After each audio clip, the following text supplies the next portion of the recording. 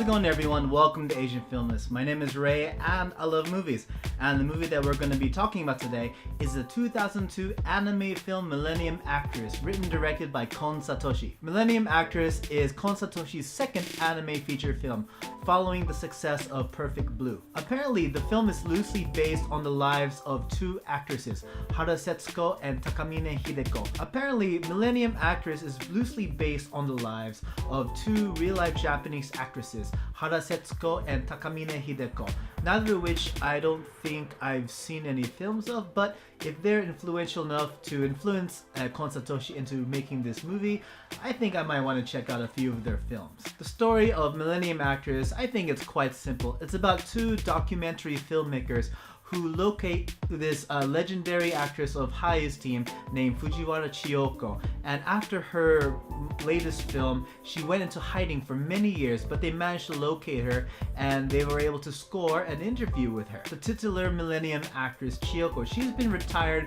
for a long time, long enough so that the studio that she was once in the employ of have recently torn down their facilities. But they were lucky enough to score this interview with her and have her tell the story of her life. And so she's pretty open with these two documentary filmmakers, and she tells the life of her struggles, her adventures in distant lands, her interactions with all the people that she's met, and of course the chase of the love of her life. And, you know, it's simple at first, but you know, if you enjoy Kon Satoshi's style of storytelling, as I said before in our Perfect Blue review, you're in for so much more than just this simple premise. The film is loaded with all the sorts of metaphors, symbolisms, and allegories you can kind of expect from a Kon Satoshi film. And you know, honestly, I don't think there's a Kon Satoshi film I don't like. I absolutely love every single one of his movies. Granted, it's only a small amount. I think Millennium Actress is up there with not only one of my favorite Kon Satoshi movies, but also one of my favorite anime films of all time. So let's dive into the positives I have to say about Millennium Actress. The first thing I like to say that I like about Millennium Actress is the characters.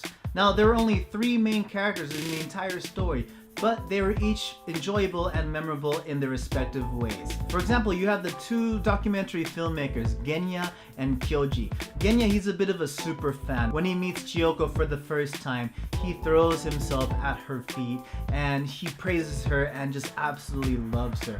But then you have Kyoji, who's the biggest skeptic of them all. He kind of just questions why they're there and why everything is happening. And as the story goes along, it's as if Kyoji becomes the voice of the audience as we get thrown into this adventure, this story of Chiyoko's life. And lastly, the character of Chiyoko, she is so charismatic and her journey is so engrossing. And throughout the story, she chases the love of her life. And she didn't even know this guy for all too long, but it was enough to inspire her to become an actress, and that gave her the power to leave home and explore different lands, all the while chasing after him and looking for his whereabouts. And honestly, usually I think I'm too jaded to really invest myself in this kind of story, you know, a girl chasing the love of her life to the ends of the world. But the way Chiyoko's character was written, I couldn't help but indulge myself and enjoy her journey. And that being said, the way her journey was told, the storytelling featured in Millennium Actress, it was really trippy in the kind of way you'd expect a Kon Satoshi movie to be. Like, as Chiyoko tells her story, as she jumps from moment to moment, it's as if each moment is told against the backdrop of one of her films. And at the same time, both Genya and Kyoji are thrust in this world and they become characters in these various movies or moments. And they interact with the different characters featured in these moments, and it's kind of trippy. It's like, are they reliving her memories? Are they in one of her movies? The movie plays around with it a lot. And it's to the point that not only the characters, but us as the audience, we kind of lose sense of what's real, what's an actual moment from her memory, or what's a moment lifted from the movie, as it kind of blends together. And like I said, it's really playful. Like, there are moments when you'll see a moment being told by Chiyoko, then suddenly you'll hear the director say, cut. Then you think, oh, maybe it's a movie.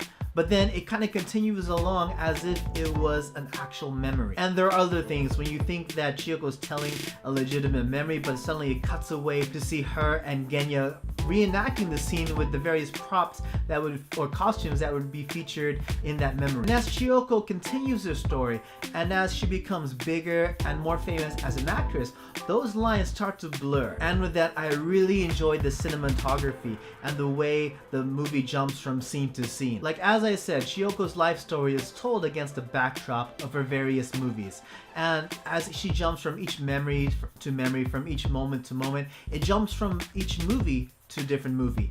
And the way it transitions between those two movies, it's really seamless, and it's as if everything is just one movie. Well, I mean, it is, but you know. And throughout her story, throughout these different moments in Chiyoko's life, different characters pop in and out of it. And of course, these people, they play different characters in each of Chiyoko's movies. And they all play similar characters to each other. But what's really interesting is that each of the characters, they put on period appropriate clothing, period appropriate costumes, and they're part of the story that the memory is set in. And of course, visually, everything from the animation to the character designs, everything was really solid in this movie. And it's everything you can expect from a Kon Satoshi film. The characters didn't look too over the top, they didn't look like your stereotypical anime. Instead, as with his other movies, they were made to look much more realistic, and for that, I thought that they felt much more human. And of course, the music was fantastic. The music really did a good job at creating this atmosphere that really pulled you into this same world that has our main characters trapped. And as for the negatives I have to say about this movie, there was absolutely nothing. I can't recall a particular moment, a particular line of dialogue that I wasn't really feeling in this movie. Everything from start to finish, I really enjoyed. And so overall, Millennium Actress, it starts off with a simple premise, but as you can expect from Kon Satoshi's movies, it dives into much more. And the story is trippy, just like Perfect Blue, but it's not to the point where you can consider it a mindfuck, but your mind will still be blown away nonetheless. And I really enjoy the story's themes, or what they could be interpreted as. Like for me, a main part of the story is focused on obsession, as Chiyoko obsesses with trying to find where her true love is, and also she obsesses on keeping a certain treasure that her true love has bestowed upon her. I also think the movie could be interpreted as a love letter to classic Japanese cinema, as there are many scenes that mirror or even pay homage to classic movies by Kurosawa Akira and even Godzilla. And you can learn a little bit about Japanese history, as Chiyoko's life takes place within real key events in Japanese history. And of course, as I said, it's as trippy and as playful as Perfect Blue was. However, you don't watch Millennium Actress to be as depressed as you might have felt after watching Perfect Blue. This is much more lighthearted and I think a lot more accessible to an average audience member. And do I recommend this movie? Yes, I do. Especially if you're a fan of anime movies, if you're a fan of Kon Satoshi, or even if you're a fan of movies that make you think because they have a really imaginative storytelling. Millennium Actress is definitely a movie worth experiencing. And yeah, there you have it. Those are my thoughts on Millennium Actress.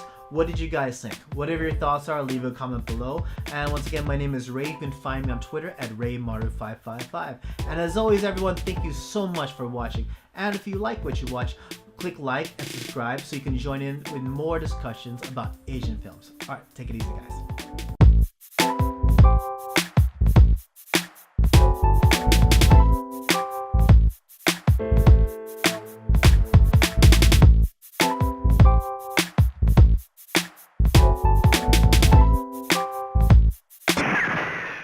獲物は確かにいただいたぜ。